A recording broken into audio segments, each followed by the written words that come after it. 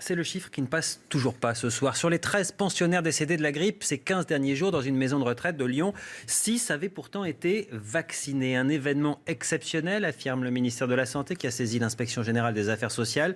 En tout, 72 résidents de cet établissement ont donc été touchés. Ça fait tout de même près des 3/4 des pensionnaires et ce, malgré les mesures de confinement. 6 sont toujours hospitalisés ce soir. Quels enseignements faut-il tirer de ce qui s'est donc produit dans cet établissement à Lyon? On va en parler avec nos invités. Professeur Romain Gérardi, bonsoir. Vous êtes chef du service de maladies neuromusculaires à l'hôpital Henri Mondor de Créteil et auteur de cet ouvrage Toxic Story, une histoire de vaccin. Ça a été publié en 2016 aux éditions de Actes Sud. En direct de Bruxelles, avec nous, le professeur Henri Joyeux. Bonsoir, professeur de cancérologie et de chirurgie à la faculté de Montpellier. Bonsoir. Vous êtes aussi à l'origine d'ailleurs d'une pétition pour le retour des vaccins sains, comme vous les appelez, qui vous a valu une procédure de radiation de la part du Conseil de l'Ordre. On y reviendra. Pascal Chanvert, bonsoir, président de l'Association des établissements pour les personnes âgées. Et Damien Mascret, bonsoir, bien connu sur iTélé, évidemment, notre médecin chroniqueur santé sur iTélé. Ce chiffre, 6 sur 13 qui avaient été vaccinés, ça vous a surpris, Pascal Chanvert?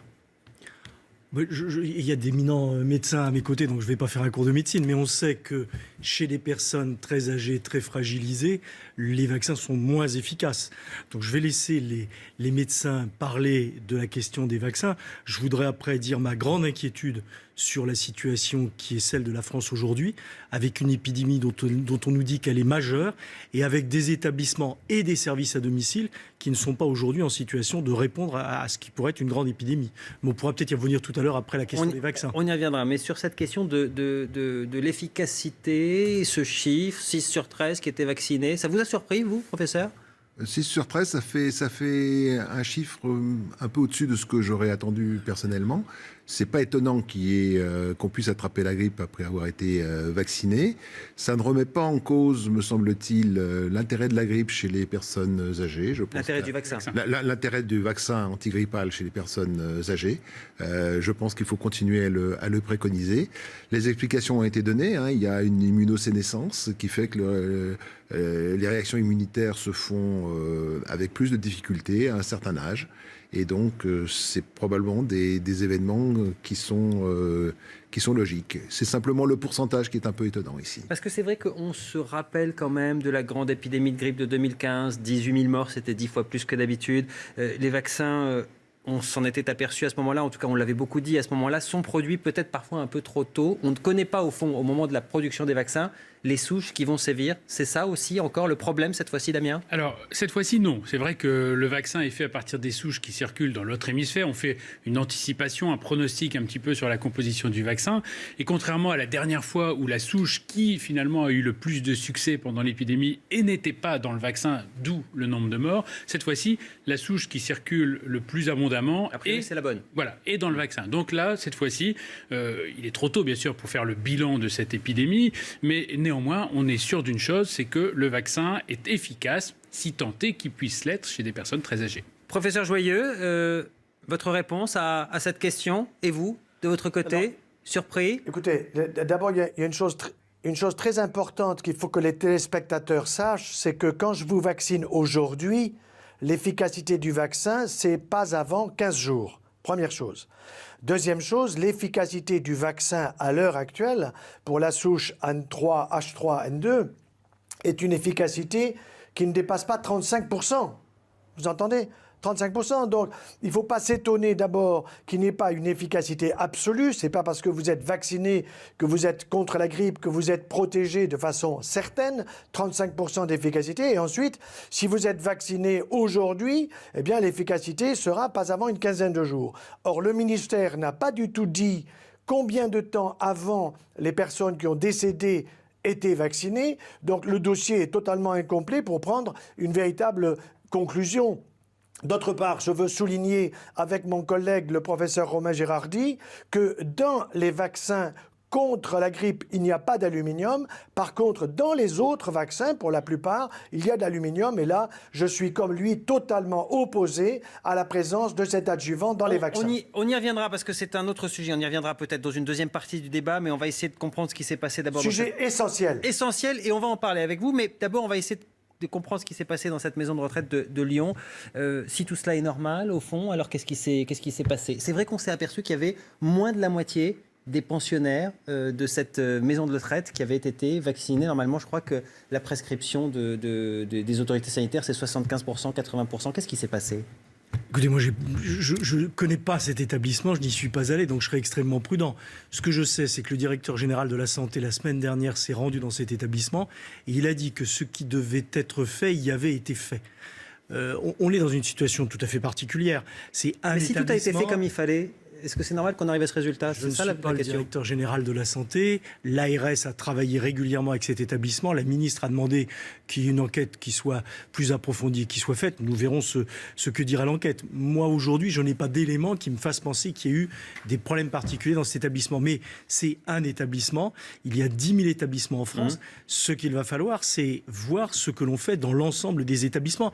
Et surtout, j'y insiste, à domicile. Car on parle beaucoup des établissements, parce que les établissements, ça se voit. Il faut toujours avoir en tête que parmi les personnes fragilisées, il y en a un peu plus de la moitié à domicile, un peu moins de la moitié en établissement. On voit aujourd'hui la situation dans un établissement. N'oublions pas qu'en 2015, sur les 16 000 personnes qui sont décédées de la grippe, l'immense majorité vivait à leur domicile. Donc ce qu'il faut, c'est renforcer les équipes à domicile pour faire beaucoup plus de prévention, renforcer les équipes en établissement parce qu'on est en période de crise et on nous dit que, même si j'entends que les vaccins peuvent être efficaces, on nous dit que cette épidémie pourrait être plus sévère que celle de 2015. On nous le dit très officiellement. Donc vraiment, il faut que l'État se mobilise. Il faut, dans cette période de crise forte, renforcer les équipes. Beaucoup de salariés, eux aussi ont la grippe, donc ne vont pas travailler, ont des enfants malades, donc ne peuvent pas aller travailler. Il faut que l'État, là, renforce un dispositif de soutien aux services à domicile aux établissements.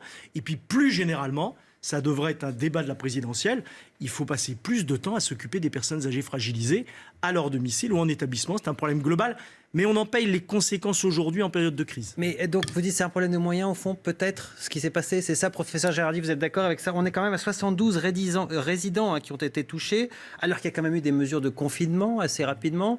On a 6 morts. Qu'est-ce qui ne fonctionne pas? Très honnêtement, je ne connais pas tout à fait le fond du dossier. Est-on vraiment certain qu'il s'agit d'une grippe, de la grippe dont on parle? Est-ce que ça peut pas être un autre virus?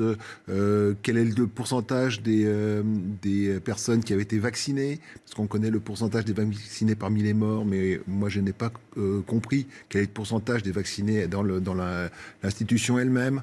Donc je n'ai pas les éléments suffisants pour répondre à ça. C'est peut-être une partie du problème, le personnel éventuellement? Alors il peut y avoir effectivement le personnel. On sait que la campagne n'était pas terminée dans l'établissement. Elle a commencé début octobre et elle devait se terminer, nous a dit Corian, fin janvier. Ce qui est un peu tard pour l'épidémie tout de même, parce que, eh bien, on l'a dit, il faut au moins 15 jours et parfois même 3 semaines chez les personnes âgées avant d'être vraiment résistant. Donc c'était peut-être un petit peu tardif. Et à la date d'arrêt de la campagne, c'est-à-dire le 20 décembre, on n'avait que 41 pensionnaires qui étaient vaccinés. Alors certes, ça n'est pas toujours facile, il faut une prescription du médecin, il faut vérifier qu'il n'y a pas de contre-indication. C'était des personnes très âgées, les décédés avaient en moyenne 90 ans, donc parfois ils n'avaient pas toute leur tête et il fallait d'abord l'accord de la famille. C'est pas toujours si simple que ça en a l'air sur le papier. Mais il n'empêche que visiblement dans cet établissement, et c'est l'IGAS qui maintenant mène l'enquête et va nous le dire, eh bien peut-être que la campagne a été un peu tardive. Et puis il y a ce chiffre, vous avez raison de le souligner, les soignants. Eh bien les soignants là, étaient vaccinés à 39%. Et là, de l'avis général des experts en matière de vaccination, c'est pas assez. Il faut être altruiste, c'est-à-dire que même si vous êtes en bonne santé, peut-être que vous aurez la grippe, parfois même sans vous en rendre compte. Une fois sur 3, on a la grippe sans s'en rendre compte quand on est moins de 65 ans. Mais par contre, vous allez quand même contaminer potentiellement des gens fragiles, des nourrissons, ou en l'occurrence peut-être des personnes âgées. Alors, on attendra le rapport de l'enquête de l'IGAS effectivement sur cette question. C'est peut-être l'occasion d'aller un petit peu plus loin. Vous avez commencé à aborder le sujet, professeur Henri Joyeux. Vous avez relancé le débat sur les vaccins avec cette pétition qui concerne, alors cette fois-ci, les nourrissons. Il y a quand même plus d'1 million de signataires à l'heure à laquelle on se parle. Pétition qui vous a valu une procédure d'exclusion du Conseil de l'Ordre. Vous y dénoncez la pénurie des vaccins obligatoires qui oblige les patients à prendre des vaccins que vous jugez potentiellement plus dangereux. Expliquez-nous. Non. Alors attendez, d'abord, concernant le Conseil de l'Ordre, sachez que la suspension, comme on dit, est suspendue. Ça veut dire que je fais toujours partie de l'Ordre des médecins. Jusqu'à présent, il n'y a absolument aucun problème. Je continue à consulter, à voir des patients. Tout ça est très clair. Par contre, ce qu'il faut dire, c'est que la première alerte a été donnée à l'époque par Mme Bachelot en 2010 et qu'elle a créé un véritable trouble dans le pays à partir d'une vaccination imposée, qui était contre la grippe H1N1 à l'époque, et qu'elle a acheté 94 millions de doses, alors que pas plus de 8 millions de doses ont été utilisées. Bon, il y a d'autre part quelque chose à faire savoir à tous ceux qui nous écoutent, c'est que la concertation sur la vaccination, les professionnels ont dit, eh bien écoutez, il faudrait que la vaccination ne soit plus obligatoire. Et la conclusion de la concertation, c'est que non seulement on maintient la vaccination contre diphtérie, tétanos, polio, ce qui me paraît logique, mais on ajoute 8 valences de plus, c'est-à-dire 8 vaccinations contre 8 maladies supplémentaires chez les enfants. Avec une perspective plus tardive, qui est assez étonnante, qui est de dire, eh bien, dans l'avenir, il n'y aura plus de vaccination obligatoire. C'est d'une incohérence absolument totale. Et d'autre part, ceux qui ont dirigé la concertation avaient des liens non négligeables avec l'industrie de l'empire vaccinal. Et ça commence à se savoir, mais je pense qu'il est bon que sur iTélé, vos téléspectateurs soient totalement au courant de manière transparente. Ce que vous voulez vous dire, c'est que c'est volontaire de la part de l'industrie pharmaceutique d'organiser éventuellement ces pénuries et de forcer la main sur des vaccins qui vont aller au-delà de ce qui est recommandé. Tout à fait, c'est une arnaque. C'est pas autre chose qu'une arnaque, ça s'appelle une vente forcée. C'est comme si vous allez acheter des lunettes, qu'on vous impose en même temps d'acheter le chapeau alors que vous voulez des lunettes. Ça s'appelle une vente liée, c'est absolument illégal. Mais l'industrie, l'empire pharmaceutique, là-dessus, l'empire vaccinal est extrêmement puissant pour agir sur des experts, mais aussi sur la ministre qui ne connaît absolument rien au sujet. Professeur Girardi, votre réaction à ce que vient de dire le professeur Joyeux, c'est grave comme accusation quand même. L'empire vaccinal, je crois que c'est quelque chose qui existe. Hein. Le chiffre d'affaires prévu pour 2025, c'est 100 milliards de dollars annuels. 100 milliards de dollars. Donc c'est vraiment une quantité d'argent absolument considérable. Et donc, pour atteindre cet objectif, puisqu'actuellement on est à peu près à 46 milliards de dollars alors qu'on n'est qu'en 2017, il y a un effort considérable de cette industrie d'essayer de mettre tous les moyens pour arriver à cet objectif des 100 milliards en 2025. Donc, il est évident qu'il y a un problème capitalistique qui pèse très très lourd dans les décisions et que on a fortement l'impression que les gouvernements ne sont pas pas suffisamment puissants pour imposer. Quand vous dites pas puissants, c'est-à-dire aux mains des lobbies pharmaceutiques, c'est ça que vous vous dites à travers cette périphrase ? Oui, je pense qu'ils laissent dire de plus en plus, je l'ai entendu moi-même devant des représentants parlementaires, les industriels déclarer qu'ils étaient des coproducteurs de santé publique.